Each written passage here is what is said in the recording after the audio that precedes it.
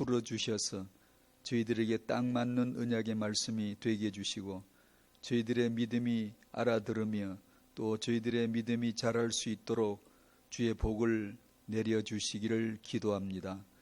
태영아 사역자와 부모 수련회 가운데 살아계신 하나님 친히 마련해 주신 것이고 우리를 초청해 주신 것으로 믿사오니 하나님의 놀라운 응답의 역사가 그곳에서 그날 일어나도록 축복하옵소서.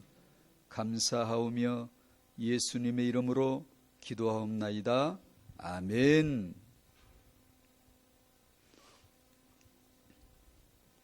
출애굽기 2장 본문인데 지난주 읽었지만 한 번 더 보실까요?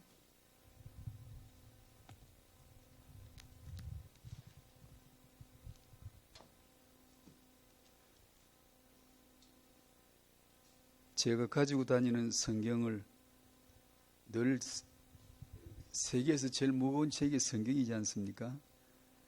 그래서 가지고 다니는 가벼운 성경으로 모처럼 옛날서부터 왜 무거운 성경을 왜 들고 다니냐고 그런 사람이 어디 있냐고 주위에서 그래도 못 들은 척하고 들고 다니다가 모처럼 가벼운 자그마한 성경책을 바꾸었더니 그야말로 수고하고 무거운 짐진 자들아 다 내게로 오라. 내가 편히 쉬게 하려는 말씀이 진짜 생각나더라고요. 가벼웠습니다. 성경책만 없으면 가벼워지는 건가? 괜히 성경 말씀 믿는 척 해가지고 하나님이 말씀으로 늘 간섭하는 것 같고 어릴 때는 막 도와주지만요 철이 들만 하면 안 도와줍니다. 말씀으로 간섭만 하시고 별로 내 인생에 도움도 안 되면서 말씀으로 간섭만 자꾸 하시고 어릴 때는 문제를 몰라요. 저는 영적으로 그 체험을 잊을 수가 없어요. 문제 해결 그냥 다 돼요. 생각만 해도 응답이 와 있어요. 어린 아이니까. 믿음이 없는 사람에게는 은사를 줘요. 이적을 줘요. 표적을 주게 돼 있어요. 왜냐하면 그래야 택한 자 붙들지. 그 사람을 믿음으로 이끌 방도가 없는데 그러나 믿음이 어느 정도 안정되고 자랄만 하면 문제를 해결해 주지 않아요. 문제를 오히려 던지지. 그리고 문제를 어떻게 대하나 탁 보는 거예요. 어릴 적엔 울면 그냥 와서 젖먹여줘. 그냥 사탕 넣어줘. 만사가 문제 해결이야. 그러나 영적으로 여러분이 나이가 들면 그렇게 해주지 않아요. 오히려 문제를 없던 걸 툭 던져줘요. 그리고 어떻게 문제를 보는가, 어떻게 문제를 해석하는가, 이걸 눈여겨 보시고 적절한 믿음으로 간구하면 문제를 해결해 주지 않고 문제 해결의 지혜를, 문제를 보는 새로운 눈을 열어주세요. 그렇게 하시죠. 뭐 얘기하다가 그렇게 나오냐? 가벼워지는 거? 모르겠다. 출애굽기 2장 1절, 이 1장 마지막 절부터 읽어볼까요? 그래야 이 원래 1, 2장이 구분이 안 됐던 건데 후대에 와서 구분을 한 것이지만 말씀은 이어지는 거니까 1장 22절에서 2장 10절까지 한번 읽어보시죠. 시작. 그러므로 바로가 그의 모든 백성에게 명령하여 이르되 아들이 태어나거든 너희는 그를 나일강에 던지고 딸이거든 살려두라 하였더라. 레위 가족 중 한 사람이 가서 레위 여자에게 장가들어 그 여자가 임신하여 아들을 낳으니 그가 잘생긴 것을 보고 석 달 동안 그를 숨겼으나 더 숨길 수 없게 되매 그를 위하여 갈대 상자를 가져다가 역청과 나무진을 칠하고 아기를 거기 담아 나일강가 갈대 사이에 두고 그의 누이가 어떻게 되는지를 알려고 멀리 섰더니 바로의 딸이 목욕하러 나일강으로 내려오고 시녀들은 나일강가를 거닐 때에 그가 갈대 사이에 상자를 보고 시녀를 보내어 가져다가 열고 그 아기를 보니 아기가 우는지라 그가 그를 불쌍히 여겨 이르되 이는 히브리 사람의 아기로다. 그의 누이가 바로의 딸에게 이르되 내가 가서 당신을 위하여 히브리 여인 중에서 유모를 불러다가 이 아기에게 젖을 먹이게 하리까? 바로의 딸이 그에게 이르되 가라 하매 그 소녀가 가서 그 아기의 어머니를 불러오니 바로의 딸이 그에게 이르되 이 아기를 데려다가 나를 위하여 젖을 먹이라. 내가 그 싹을 주리라. 여인이 아기를 데려다가 젖을 먹이더니 그 아기가 자라매 바로의 딸에게로 데려가니 그가 그의 아들이 되니라. 그의 이름을 모세라 하여 이르되 이는 내가 그를 물에서 건져내었음이라 하였더라. 아멘. 1장 22절은 아들이 태어나거든 던지라. 나일강에 던지라. 죽이라 그 말이죠. 살려두지 마라. 죽이라. 그리고 2장 2절에는 아들 하나가 태어나죠. 아들이 태어나면 죽이라고 말했는데 그 현장에 아들이 웬일로 그 아들이 하나 태어나죠. 그리고 석 달을 숨겼지만 더 숨길 수 없게 되니 갈대 상자를 가져다가 그 안에 담죠. 생명 구원의 마지막 장치죠. 갈대 상자 그 테바의 언약에 담죠. 그리고 마지막 절 10절엔 모세가 그의 아들이 되니라. 바로의 공주의 아들이 되니라. 이 이스라엘의 후손 모세가 애굽 바로 왕궁에 차기 바로의 대권 서열에 올라가는 바로의 가문으로 들어가는 얘기입니다.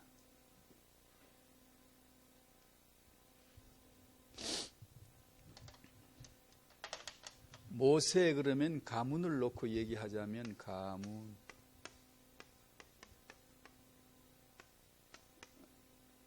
아브람과 이삭과 야곱의 셋째 아들 레위의 아들 고핫, 아므람이고 레위의 딸 요게벳, 여기서 아론, 글자가 안 되네. 모세, 아론, 그 미리암 이후에 있지. 미리암이 태어났죠.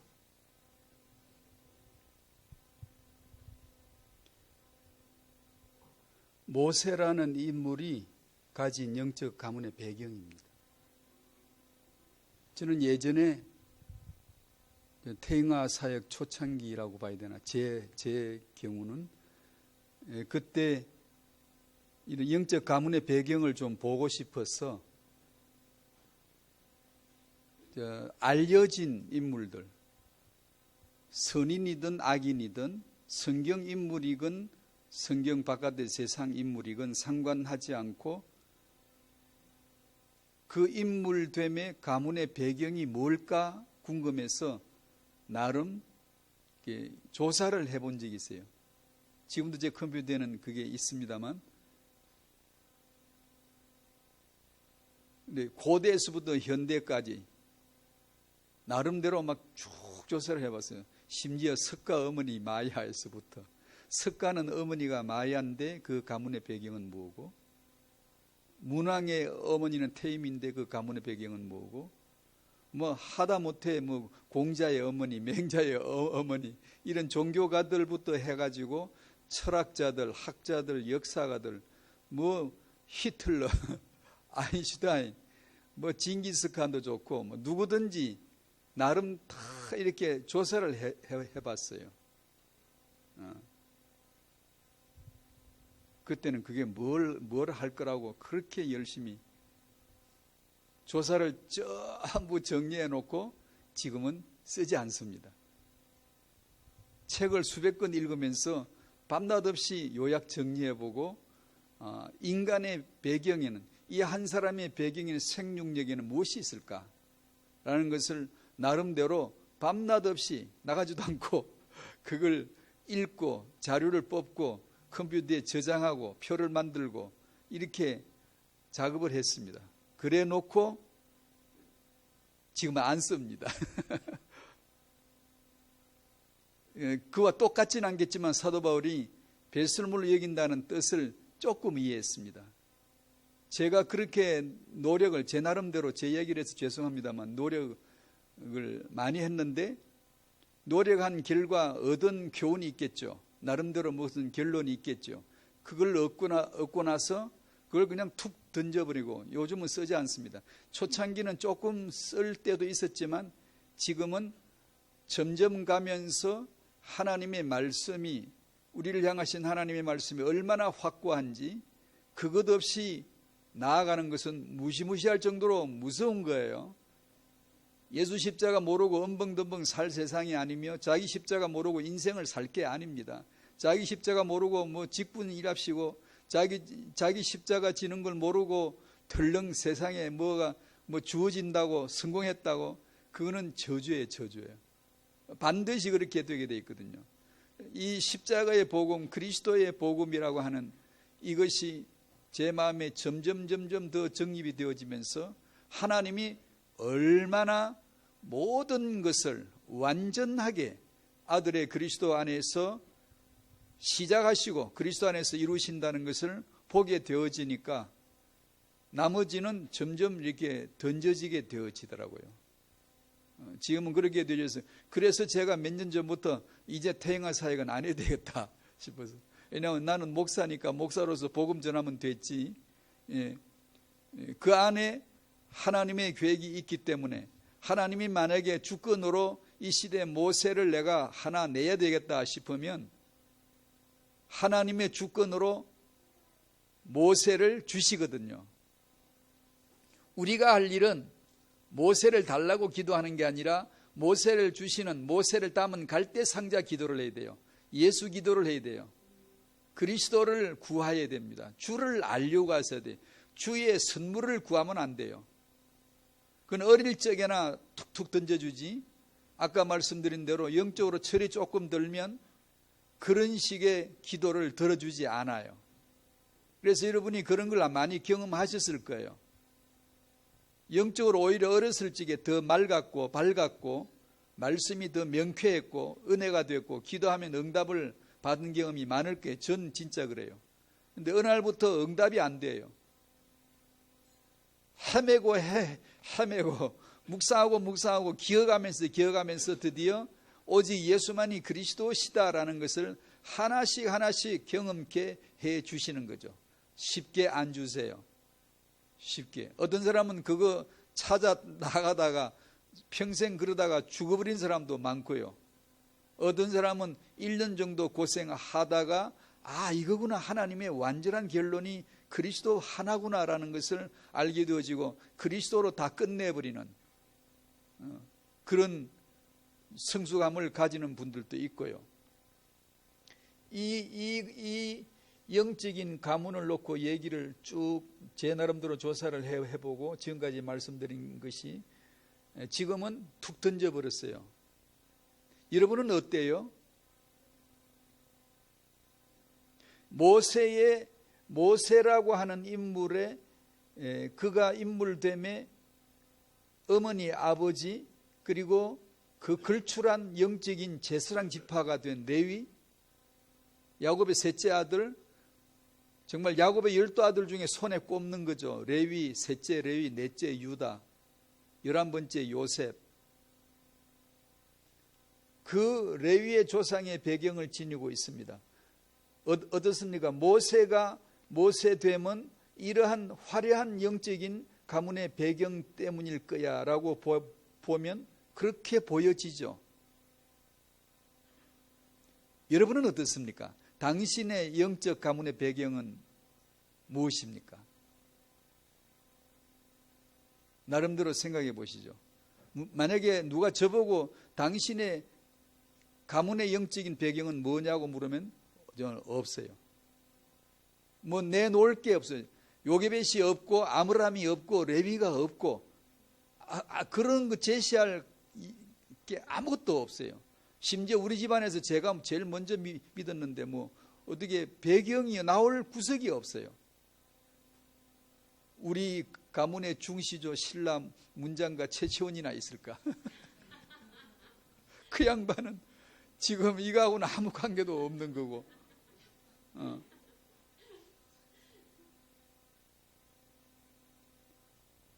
당신의 후대를 렘넌트로 세우고 싶으신데 지금 렘넌트로 응답을 받아야 되는데 당신은 어떤 영적인 가문의 배경이 되어주고 싶습니까?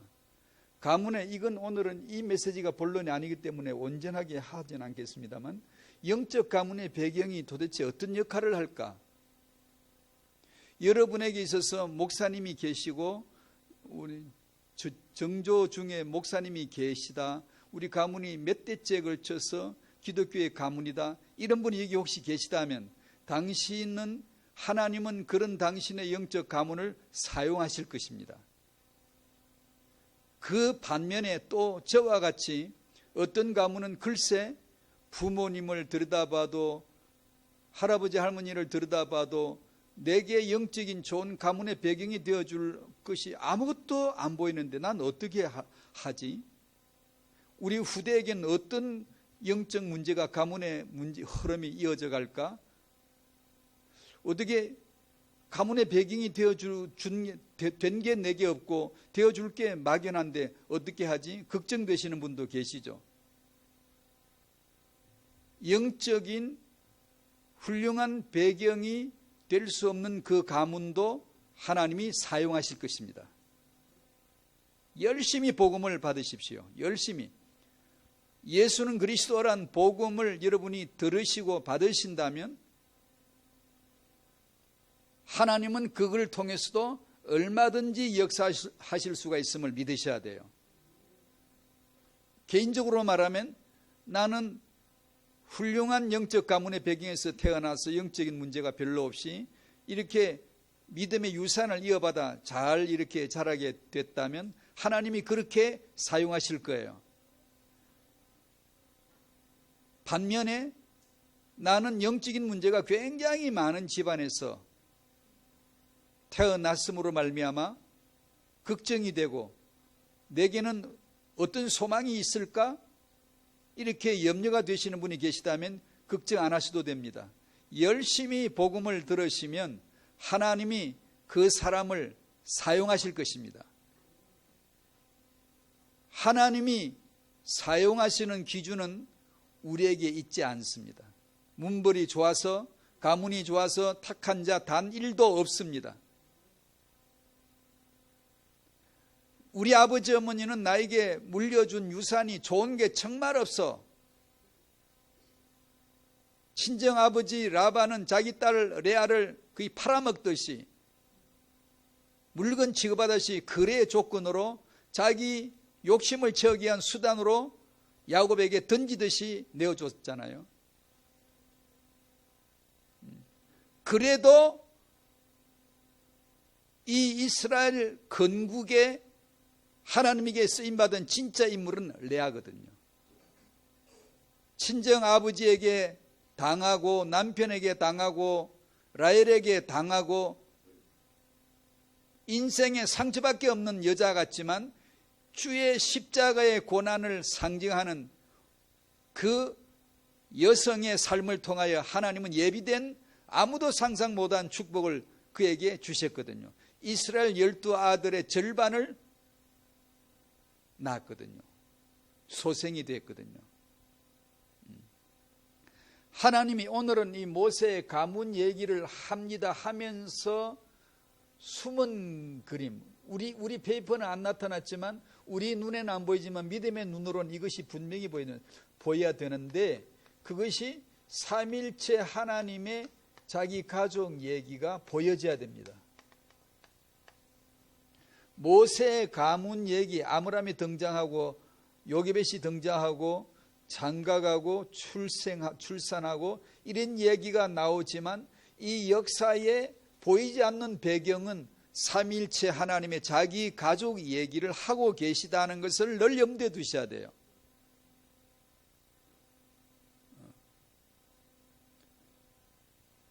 이 가문이 중요하다는 것은 맞지만, 그래서 이 렘넌트 사역도 태영아 사역도 소명 사명을 받은 초창기인은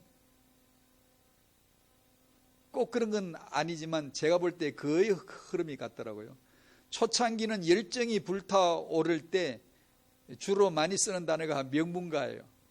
명문 후대 막 그런 게 나요.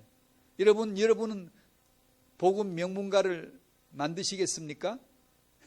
명문가란 말은 불신자들이 되게 좋아하는 말입니다.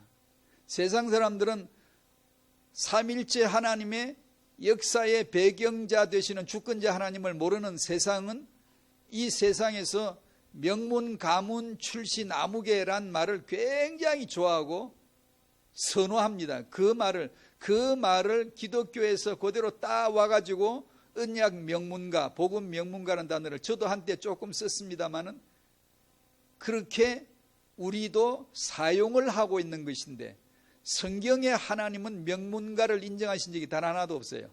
아브라함의 가문서부터 처절한 실패와 낙담과 먼지와 혼돈과 공허와 흑암 속에 인생은 출발되게 되어 있습니다. 왜냐하면 십자가의 복음을 설명해 주기 위하여서입니다.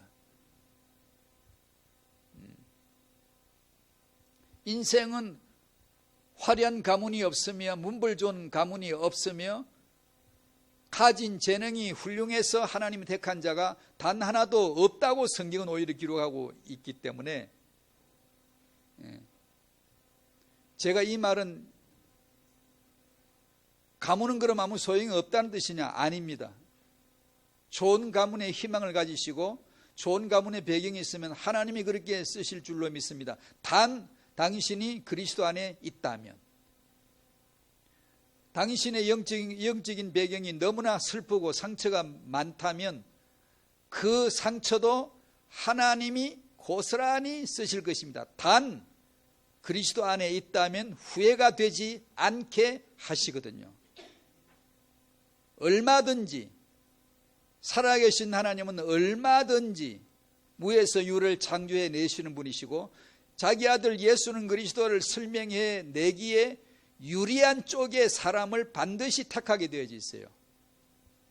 이 사람은 배경이 훌륭하고 쓸만하구나 해서 택하는 게 아닙니다.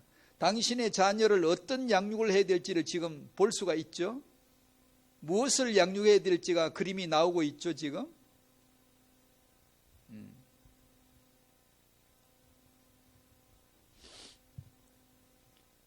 당신의 아버지 어머니가 누구신지는 모르겠습니다만 무조건 누구시든 감사드리십시오. 그것이 생명의 첫 번째 조건이에요. 감사드려야 돼요. 감사할 수 있어야 돼요. 지금까지 복음을 받으셨다면 무조건 감사드려야 될 이유를 이제는 아셨을 거예요. 알고 계셔야 돼요. 이제는. 그것이 진정한 후대 창조죠. 만약에 아직도 부모님과의 사이에 갈등이 있다면 당신에겐 하나님이 더 큰 문제를 보내실 것입니다. 문제는 메시지거든요. 메시지를 툭 던졌는데 못 알아들으면 메시지를 철수시키는 게 아니라 더 큰 메시지를 탕 던집니다. 더 크게 깨트려져야 되거든요. 더 크게 자기 십자가를 져야 되거든요. 자기 십자가 아래 무참하게 탁 깨어져 나갈 때 드디어 눈이 번쩍 열린다고요. 하나님의 압력을 느낀다고요. 하나님이 내 인생의 주관자 되시구나를 드디어 알기 시작한다고요. 그러면 어떻게 하죠? 천부에 의지 없습니다. 손 들고 나갑니다. 밖에 안 나와요. 어거스틴이 그랬거니와 화려한 가문의 배경지인 바울도 마찬가지 동일한 찬송가, 천부에 우린 의지 없습니다. 저는 단 일도 없습니다. 오직 주 앞에 두 손 들 뿐입니다. 라고 만들어내고야 맙니다. 하나님은.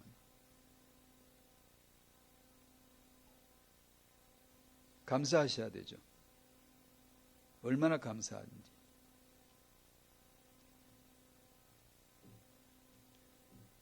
그렇게 하시고 1번부터 쭉 설명을 좀 해드리겠습니다. 이건 여러분이 아시고 그리고 얘기했던 내용이 반복될 수도 있기 때문에 되도록이면 쉽게 나가도록 하죠. 1. 결혼 나오죠. 하나님의 계획. 하나님의 계획이 결혼입니다. 우리가 하는 게 결혼이 아니고, 남자 여자 만남의 결혼이 아니라 하나님이 시키는 하나님의 계획이라는 것을 성경은 말씀하고 있죠. 아므람 요게벳이 레위 가족 중 레위 가문 안에서 결혼이 이루어지죠. 아까 아시듯이 1장의 마지막 절만 일부를 읽은 이유는 1장의 분위기를 느끼시라고.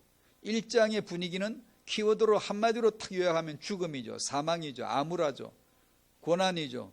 학대받고 이스라엘에게 희망이 없죠. 애굽의 힉소스 왕조가 무너지고 투트모스 새 왕조가 혁명 가운데 정권이 완벽하게 뒤집어졌죠. 순탄하게 이어져 온 게 아니라 다른 정권이 들어서서 친요셉 왕조가 퇴조되고 반요셉, 요셉을 우리가 그 가문을 지킬 필요가 어디 있어? 요셉을 죽여버려야지. 그 후손을 죽여버려야지. 우리가 보여줄 필요가 어디 있어? 라는 새 왕조가 등장했고, 이스라엘은 그날부터 황족에서 노예로 급전직하를 했죠. 역사가. 태영아 메시지에서 여러분 설명이기 때문에 아마 들으시면, 이스라엘은 400년 시한부이죠. 400년 만에 내가 너를 데리고 나올 것이라고 이미 스케줄이 주어진 민족이죠. 그 사이에 하나님이 400년 사이에 이루실 계획은 12아들을 12지파로 확장시키는 거예요. 그걸 생육번성 충만이라고 합니다. 이슬람 사람들이 애를 많이 낳았다고 해서 생육번성 충만이라고 쓰는 게 아니고, 그리스도 때문에, 그리스도를 위하여, 그리스도에 의하여, 그리스도의 나라 때문에 아이를 낳으면 하나를 낳든 둘 낳든 그게 생육번성 충만, 큰 나라 민족이 되는 거예요. 크다는 메가라는 뜻은 항상 그리스도 안에서만 써주세요. 다른 데는 써주질 않죠. 제가 여러 번 설명했죠. 그래서 이스라엘 백성은 애굽에서 12지파가 완벽하게 다 이제 찼지요. 그리고 400년이 찼지요. 그러면 당연히 출애굽을 해야 되죠. 출애굽의 나팔 소리가, 이제 출애굽이 다가왔어라는 나팔 소리가 살해당함입니다. 고난이야. 학대당함이에요. 언약의 백성이 우리에게는 언제나 동일해요. 언제나. 기독교 역사도 그러고 성도 개인의 역사도 똑같습니다. 하나님이 다른 시간표를 변조시킬 때가 오면 음악이 달라져요. 곡이 달라집니다. 메시지가 달라져요. 그 어려움과 학대당함을 통하여 애굽에 더 살 수 없음을 이제는 직감적으로 알게 되어지고, 아, 여기는 살 곳이 못 되구나, 가야 되는구나. 어디로 가지? 가나안으로. 어떻게 가지? 2장 1절에 결혼과 출산과 모세라고 하는 렘넌트 하나를 하나님이 예비시켜서 등장을 시킴으로 이 암울한 역사에 대한 해답이 이들의 결혼으로 시작되었다라는 걸 보여주시는 것이죠. 그죠? 출애굽기 1장의 분위기는 어둠입니다. 죽음이에요. 정말로 탄식과 한숨이 나오는 절망이지만 2장에서는 웨딩 마치가 울립니다. 축복스러운 결혼식, 소망이 담긴 결혼식, 모든 이스라엘 사람들이 그 암울한 역사 가운데서도 축복하는 그런 결혼식 장면을 성령께서 연출을 하시는 이유가 바로 이걸 통하여 이스라엘은 출애굽이 시작이 된다라는 것을 보여주시는 것이죠. 이런 면에서 청년들에게, 만약에 그 청년이 복음을 안다라고 하면 이 출애굽기 1장과 2장 배경의 결혼을 누누이 설명해 줄 필요가 있죠. 그 결혼의 이유를 알도록. 아이를 낳기에 가장 불행한 시절 언제예요? 지금 아닙니까?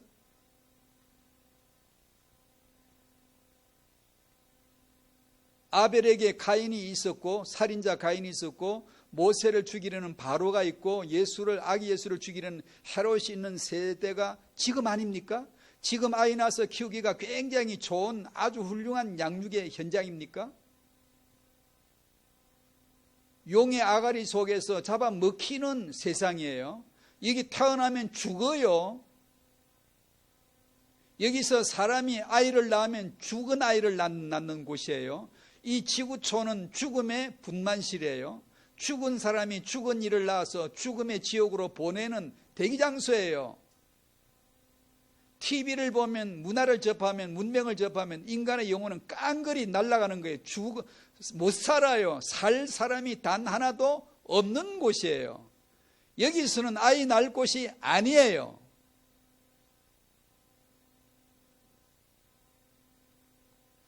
출애굽기 2장의 레위 가문에서, 언약의 가문에서 이유 있는 결혼과 출산 육아가 아니라면 이 세상은 결혼, 임신, 출산, 육아할 곳이 결코 못 됩니다.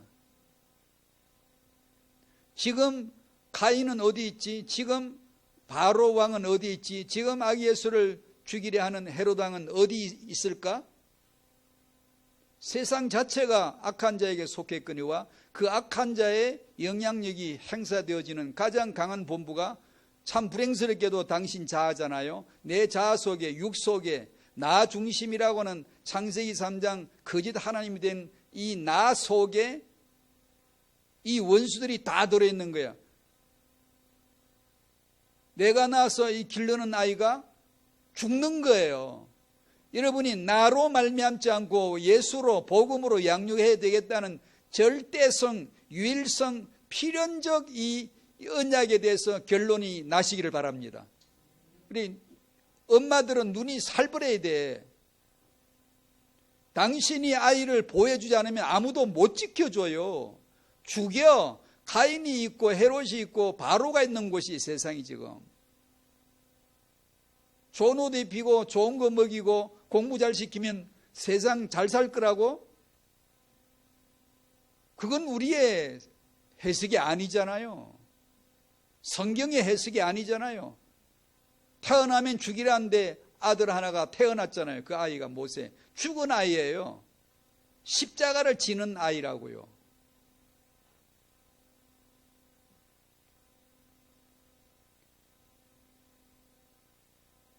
이 한 남자와 한 여자와의 만남이 이토록 중요하지 않습니까? 그러므로 결혼에는 사단이 왜곡시키는 역사를 반드시 할 수밖에 없죠. 그래서 세상에는 지난주도 잠깐 말씀드렸지만 남자는 참 많지만 남자가 하나도 없죠. 남자 예수 한 사람만 마지막 아담, 다른 남자는 남자도 아니에요. 여자는 참 많지만 여자가 없죠. 성경을 알아야 여자거든요. 내가 저 남자 안에서 나왔어, 복음 안에서 나왔어, 예수 남자 안에서 나온 거야, 십자가의 피로 내가 나온 존재야라는 걸 당신 알아 먹을 때 여자가 되는 거예요. 언약을 내가 알 때라야 성경에 나오는 하나님이 만드신 여자라고요. 그 나머지는 성별로 여자지만 그건 지옥 가면 여자도 아니고 그냥 버러지처럼 그냥 지옥 가는 하나의 그냥 물체예요. 그냥 인격자예요. 남성 여성도 아니고 이건요. 천국도 마찬가지예요. 거기는 남성 여성 있는 곳이 아니에요.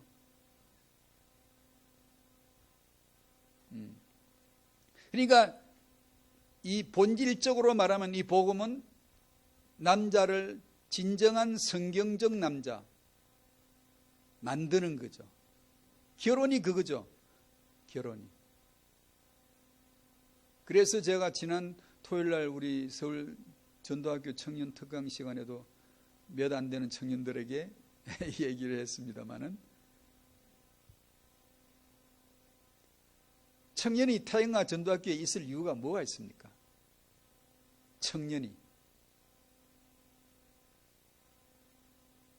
청년이 앞으로 해야 될 결혼을 두고 부부됨을 두고 그 결혼을 부부됨을 위하여 준비할 수 있는 유일한 준비가 복음밖에 없거든요. 어떤 복음이죠? 예수 십자가를 믿고 자기 십자가로 살아야 돼요. 자기 십자가로 사는 것으로 예수 십자가를 믿는 믿음의 증거를 보이지 않으면 무시무시한 미래가 펼쳐져요. 자기 십자가 온유와 겸손이 없는, 죽음이 없는 자는 미래가, 무서운 미래가 다가옵니다. 그래서 예수 십자가를 믿는 자에게는 반드시 자기 십자가 지고 사는 삶으로서 가르쳐지지 않으면 이 복음은 경박하게 되어져 버려요. 아주 가볍고 얇아져 버려요. 그래서 크리스찬이 그 경박함으로 인해서 수가 많아지는 것이 복음의 진전이 아니라 오히려 브레이크를 다 잡아버려요. 역사는 간단하게 우리가 볼 수 있잖아요. 제 말이 아니잖아요. 간단하게 보여지잖아요. 그러므로 이 시대에 결혼할 청년들에겐 반드시 이 복음이 전해져야 돼요. 복음을 안다고요? 아니, 그 복음이 자기 십자가로 증명되어져야 돼요. 너희는 직분을 받고 나를 따르라 하지 않았지만 자기 십자가 지고 나를 따르라 그랬어요.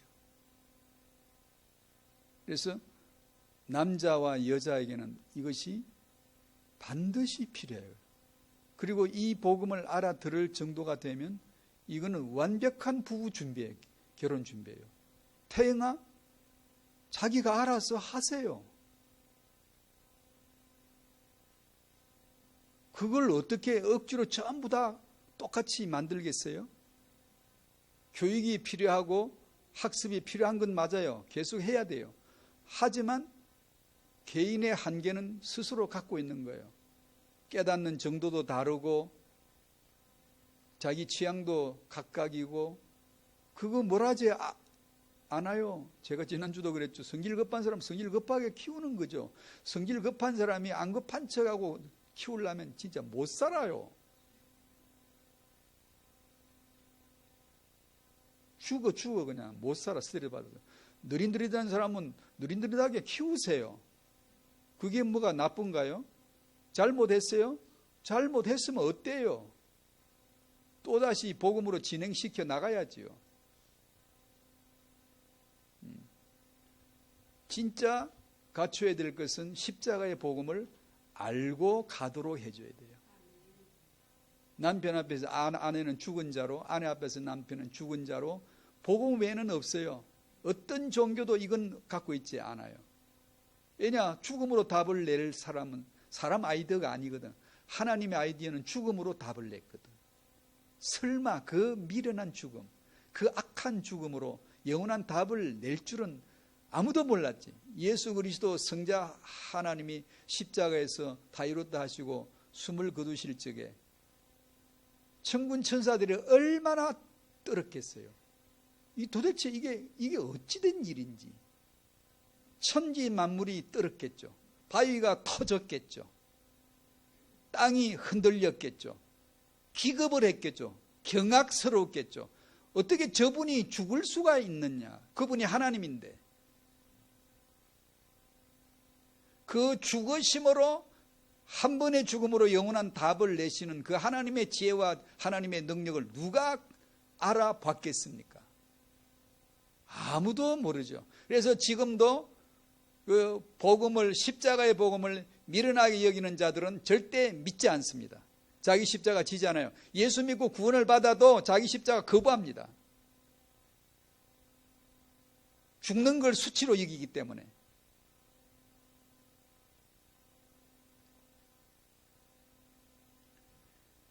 이번 성경시대의 성도의 후대 모세, 후대로 이어진 역사인데 아므람 요게베스 아들 모세이고 애국 바로의 공주의 아들로서 차기 대권 경쟁자의 서열에 서게 된 바로이죠. 지난번에 요셉이 나오는데 요셉은 바로의 왕궁의 총리로 들어가고 심어놓는 거죠. 하나님이 보내신 거죠. 아멘이시죠. 아시죠? 요셉을 바로 왕궁의 총리로 보내신 이가 하나님이신 줄 믿으시죠? 모세를 바로의 차기 대권 실세로 왕궁으로 들여보낸 이가 하나님이신 줄 믿으실 수 있겠죠? 이제 역사의 주권자 하나님이세요. 왜요? 이스라엘을 만들기 위해서요. 왜 만들어? 이스라엘이 왜 필요하죠? 예수 그리스도가 이 땅에 오셔야 될 하나의 자궁이에요. 하나의 태예요. 이스라엘은 그 역할만 하면 끝이에요. 그 바톤이 이제는 누가 그 아들을 잉태하여 잉태한 복음이 어디서 나와요? 교회, 성도. 지금부터는 가문 얘기 안 합니다. 이건 굉장히 깊은 얘기인데 오늘 내가 이 얘기를 하려고 하진 않았는데, 신약의 교회가 생기면서부터 하나님은 가문 얘기 안 합니다. 민족 얘기 안 합니다. 왜냐하면 그건 구약적이에요. 예수 그리스도가 오시기까지예요. 신약은 교회예요. 하나님이 각자를 자기 아들로 상대합니다. 각자를 자기 하나님의 가문을 만들어요. 하나님의 자기 가족사를 만들어가요.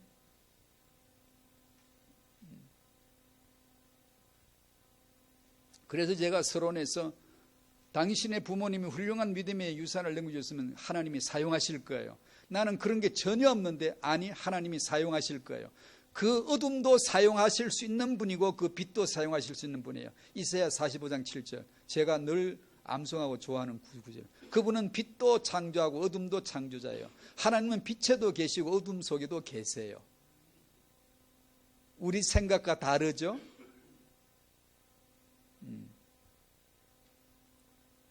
모세가 받은 소명과 사명이 이스라엘을 출애굽하기 위한 지도자이고, 두 번째 사명은 출애굽한 이스라엘을 광야 40년 동안에 제2의 이스라엘로 후대 RUTC 시대 학교장처럼 광야에서 후대들이 새롭게 태어날 때까지 모세는 역할을 맡고 거기서 생을 마감하죠. 그리고 모세로 죽고 여호수아로, 즉 예수로 죽고 그리스도가 되시듯이 또 하나의 그리스도의 모형인 여호수아를 통하여서 가나안 정복의 바톤이 척 넘겨지죠. 학자들은 당연히 그렇겠지만 프로이드도 그랬고, 이스라엘 역사, 모세의 역사, 이런 역사를 픽션으로 봅니다. 허구로 봐요. 전설 같은 얘기로 봅니다. 우리에게는 아까 말씀드린 대로 보이는 역사 얘기지만 삼일체 하나님의 역사 주관하시는 말씀으로 보여져야 돼요. 들려져야 돼요. 그러니까 타영아, 당신의 결혼, 임신, 출산, 육아에서 주관자가 하나님이심을 어떻게 주관하시죠? 하나님이 어떤 힘으로, 어떤 지혜로 주관하실까? 아시죠? 항상 그 요약된 답을 딱 하고 있으세요. 복음을 안다면 그리스도이잖아요. 그리스도로 능력을 나타내고, 그리스도가 아닌 다른 능력 발휘는 하나님에게 있지 않아요. 창세기에서 능력 발휘의 빛을 창조하시면 그리스도를 위하여서라고 바로 해석 내리면 당신은 위대한 성경 해석가예요. 그렇게 하니까 벌써 우리에게 너무, 그리스도를 믿는 우리에게는 너무 답이 명확해지잖아요. 아, 이 태영아 현장에서 그리스도를 해야 되는 거구나. 이건 뭐 두말할 필요가, 지체할 필요가 없어지잖아요.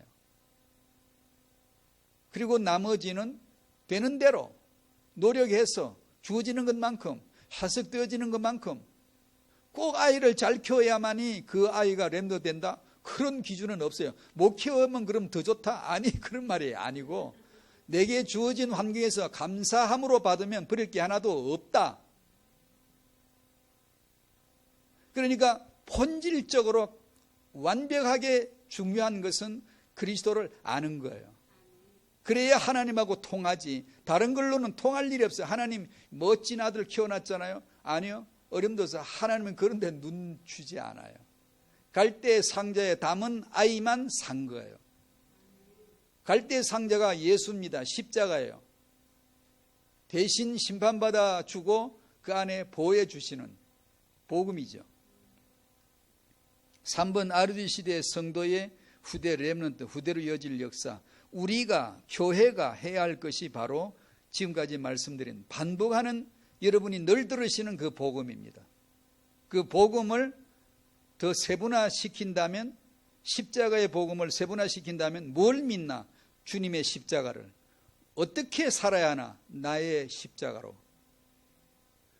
너는 자기를 부인하고 자기 십자가를 지고 날 따르는 거야?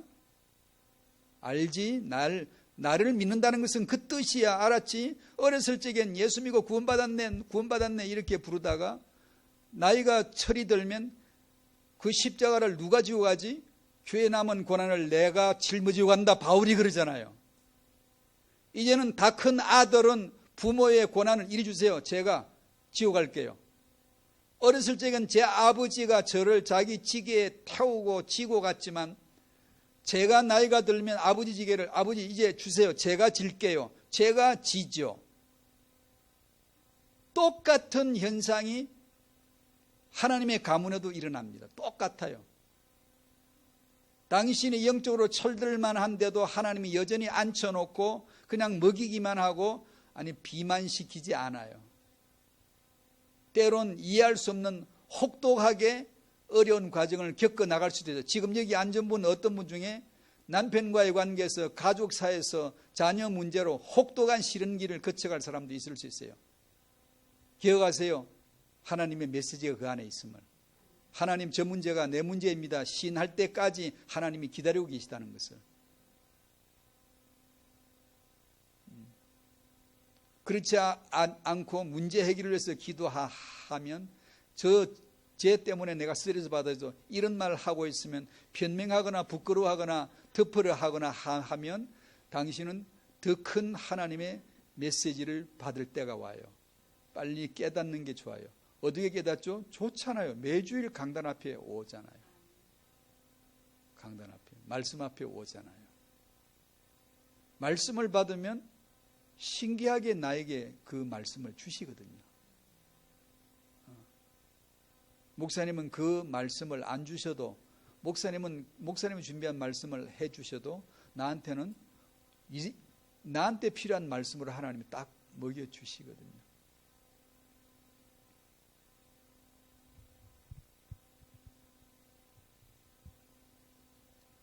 이 세상에서 출애굽기 1장 2장으로 본다면 이 세상은 결혼하기가 참 싫은 세상이고 그래서 그런지 요즘 아이를 안 낳는 이유가 교육비도 많이 들고 아이 키우기가 만만치 않고 여러 사정 때문에 바로 앞에 두렵고 때려 죽이는 가인 앞에 두려워서 용기가 안 나는 거잖아요. 그런 세상입니다. 그런 세상. 게다가 제가 아까 더 충격적으로 말씀드렸죠. 그 살인자가 어디 있다? 내 속에 있어요. 성경 보고 가인 이거 되게 나쁜 놈이네 그러지 마요. 그게 당신이에요. 우리가 날마다 아벨 죽이고 살걸요. 그걸 발견하라는 게 하나님 내 인생을 향하신 하나님 말씀이에요. 우리에게 굉장히 위대한 거 바라시는 줄 알아요? 난 죄인이 맞습니다. 이 말 나오기를 기다리고요. 그래야 예수만 그리스도죠. 여기서 우리 후대가 렘넌트로 자라는 줄로 믿습니다. 이건 시간이 다 가서 그냥 마지막으로 권면 골로새서 3장 15절을 잊지 마시고요. 그리스도의 평강이 너희 마음을 주장하게 하라. 평강이 그냥 줄여서 막바로 결론으로 말하면 평강은 어디 있느냐 하면 자기 십자가에서 나와요. 자기 십자가를 인정할 줄 모르면 불안하고 불평 많고 변명하고 짜증 부리고 화내고 늘 그런 삶이 반복돼요. 교회 왔다 은혜 좀 받았다가 집에 가면 부부 사이에 말 한마디 몇 마디 오고 가면 싹 쏟아버리고 교회당에서 기도할 땐 기도가 될 것 같았는데 집에 가면 기도가 어디 가는지 기도할 마음조차도 없어져 버리고 이게 어려워요. 자기 십자가의 죽음을 어떻게 거쳐가는 것을 당신은 배우셔야 돼요. 그걸 배우고 나면 점점 더 평균치가 나옵니다. 일양 변함없이 꾸준하게 여기서도 기쁘고 저기서도 기쁘고 여기서도 평강하고 아무 두려운 일에도 놀라지 않을 수 있는 사라처럼 그 비슷한 방향성을 띠고 경험을 해 나가요. 이렇게 하면서 뭐 그런 일이 있을 수 있지 뭐. 이런 일이 툭 떠요. 그런 일이 있을 수 있지 뭐. 오직 예수만 그리스도신데 나는 죄인이잖아. 그런 가운데 평강을 지키셔야 돼요.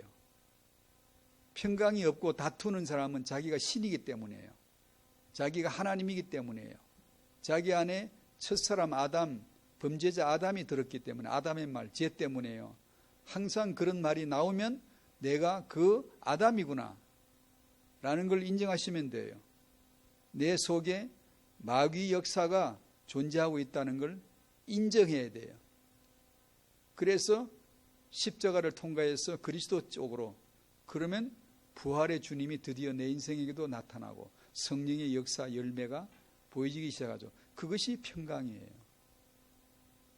여러분의 후대에게 보여주고 양육할 수 있는 최고의 자산이 바로 이 복음 자산이에요.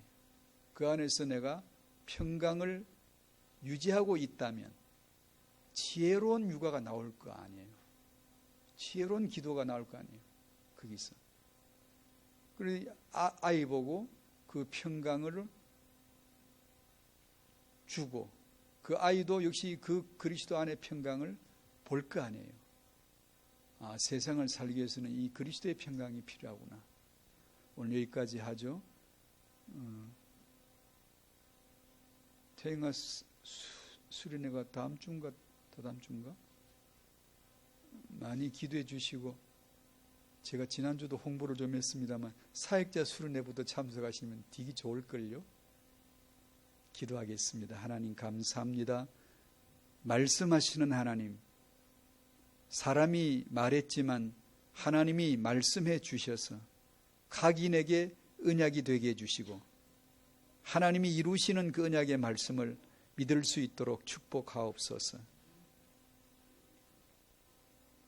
모세와 똑같은 현장, 그 현장에서 우리로 하여금 렘넌트 모세처럼 우리 후대를 렘넌트로 보게 해주시고 후대를 축복할 수 있도록 양육의 현장에 함께하여 주시옵소서. 예수님의 이름으로 기도하옵나이다. 아멘.